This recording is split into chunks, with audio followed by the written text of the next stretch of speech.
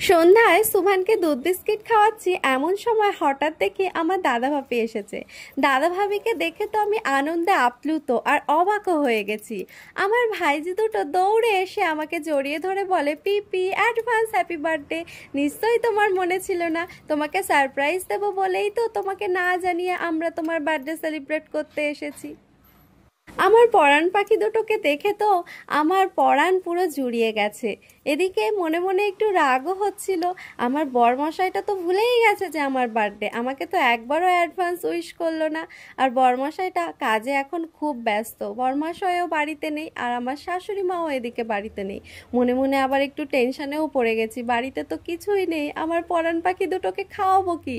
আমার পরাণ পাখি দুটোকে বলি, তোমরা একটু বসো, তোমাদের জন্য আমি একটা স্পেশাল আইটেম বানিয়ে আনবো, তোমাদের খুব পছন্দ হবে।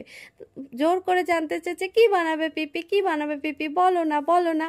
কি বলবো বুঝতেই পারছি না। এদিকে বলেই ফেললাম, আজ তোমাদেরকে ডোনাটস খাওয়াবো। ডোনাটসের নাম শুনে তো পুরো আনন্দে পাগল তারা। সত্যি পিপি তুমি ডোনাটস খাবে? হ্যাঁ তোমরা একটু বসো, আমি এক্ষুনি বানিয়ে আনছি। রান্নাঘরে এসে তো মাথার মধ্যে হাজার চিন্তা, কি বলে ফেললাম, ডোনাটস বানাবো, এদিকে বাড়িতে তো কিছুই উপকরণ নেই। যাই হোক, লেগে পড়া যাক। বাড়িতে আলু ছিল, আলুটাকে ভালোভাবে পরিষ্কার করে ধুয়ে কেটে টুকরো করে সিদ্ধ করতে বসিয়ে দিয়েছি। এদিকে একটা পেঁয়াজ কুচিয়ে নিয়েছি, দুটো কাঁচা লঙ্কা কুচিয়ে নিয়েছি।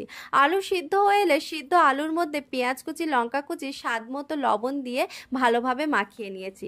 ফ্রিজে চিজ ছিল, চিজটাকে স্লাইস করে কেটে নিয়েছি। একটা গোটা পেঁয়াজকে খোসা ছাড়িয়ে গোল গোল করে 4 টুকরো করে একটা রিং শেপের পেঁয়াজ বার করে নিয়েছি। এরপর রিং শেপের পেঁয়াজের ভিতরের অংশে চিজগুলো দিয়ে গোল করে আলুর পুরটা দিয়ে ভালোভাবে একটা ডোনাটের শেপ দিয়ে নিয়েছি। একটা বাটিতে ময়দা নিয়েছি, একটা বাটিতে ডিমটাকে ভালোভাবে ফেটিয়ে নিয়েছি, আর একটা বাটিতে ব্রেড ক্রাম্ব হিসেবে টোস্টের গুঁড়ো নিয়েছি। প্রথমে ডোনাটসটার চারিদিকে ময়দাটা ভালোভাবে মাখিয়ে নিয়ে ডিমের মধ্যে একবার চুবিয়ে নিতে হবে। লাস্ট একবার ব্রেড ক্রাম্বটা ডোনাটসের চারিদিকে ভালোভাবে মাখিয়ে নিতে হবে। এদিকে ওভেনের মধ্যে ফ্রাই প্যান বসিয়ে দিয়েছি। ফ্রাই প্যান গরম হয়ে এলে এর মধ্যে পরিমাণ মতো রিফাইন্ড অয়েল ঢেলে দিয়েছি। রিফাইন্ড অয়েলটাও গরম হয়ে গেলে তৈরি করে রাখা ডোনাটসগুলো একে একে ছেড়ে দিয়ে এপিট ওপিট ভালোভাবে লাল লাল করে লো টু মিডিয়াম ফ্লেমে ভেজে নিয়েছি। এইভাবে আমার ডোনাটস তো রেডি করে নিয়েছি, আর ডোনাটসটা সামনে এনে হাজির করলে তারা তো খেয়ে খুবই খুশি। আর খুশি হয়ে আবার দৌড়ে এসে আমার দু গালে দুটো চুমু দিয়ে আবার বলে, পিপি হ্যাপি বার্থডে, আর তোমার ট্রিটটা কিন্তু আমাদের খুব ভালো লেগেছে, আর তোমার জন্য স্পেশাল গিফট তো আছেই।